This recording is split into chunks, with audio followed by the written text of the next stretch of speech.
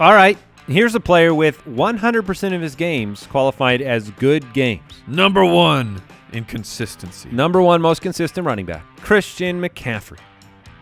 To be fair, we removed Week 17 from his rankings because it's not really fair to judge that against him. The guy came in for 4 snaps or whatever it was. Yeah, he took was him out of the game. He was a 99% snap player on the season. He played 10% of the snaps that week, and going into the week, we all knew that. Did you say he was a 99% snap player? This was a little bit hyperbolic, but if you look at his actual snaps that he missed, he had a stretch of like 4 or 5 games in a row where Weeks he literally 11 did 14. not miss a snap. Yeah, our editor, the Borgogan, unbelievable. Kyle brought this in and said when he was actually playing, not week 17 nonsense, but missed 30 snaps on the season. That's insane. Yes. For a running back, it's unheard of. I mean, that's nonsense. You can't. So you can't do that to him.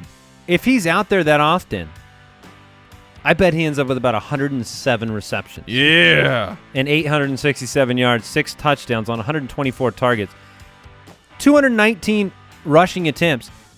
I think that is, before the season began, that's almost exactly where we had him.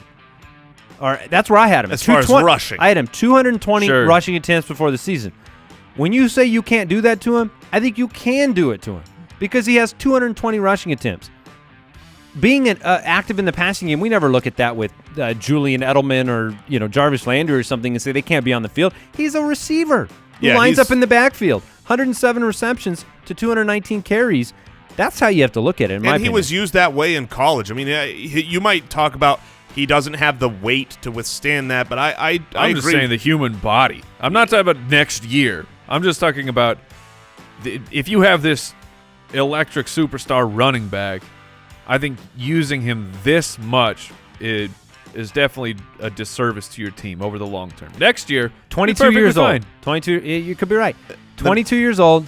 What do we expect from him next year? He was somebody who took advantage of bottom defenses as well.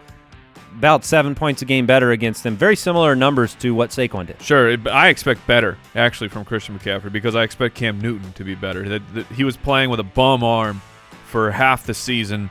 By the end, looked like he could barely throw the ball 30 yards. So I expect an improvement. The good news for Christian McCaffrey, while I don't necessarily expect an improvement, nor do I need it, as in some scoring formats, PPR certainly, I believe he was the number 1 running back through the fantasy season up through week 16. But the coaching staff has stayed the same. And that was the worry. Well, Norv matters. Norv matters immensely. Norv and Marv. You see? If Norv Turner was not the offensive coordinator, I believe you mean Marv Turner. I would be freaking out about Christian McCaffrey's utilization and his ability to be on the field for all of the snaps. But with Norv, he's safe next year. Well, and that's what you called before the season. You said, Norv, with all the C.J. Anderson hype, you love C.J. Anderson. I did. And you loved his ability. And he was yet there. You knew with Norv, he just has one guy. Well, you've got now a 27-year history of Norv Turner.